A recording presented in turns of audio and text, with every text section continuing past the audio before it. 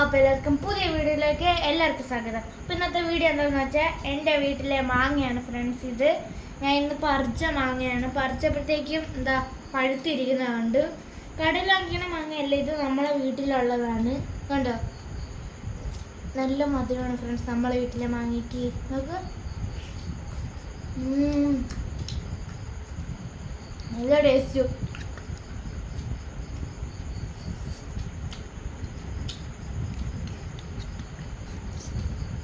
എനിക്ക് ഏറ്റവും ഇഷ്ടപ്പെട്ട ഫ്രൂട്ട്സ് ആണ് ഈ മാംഗോ.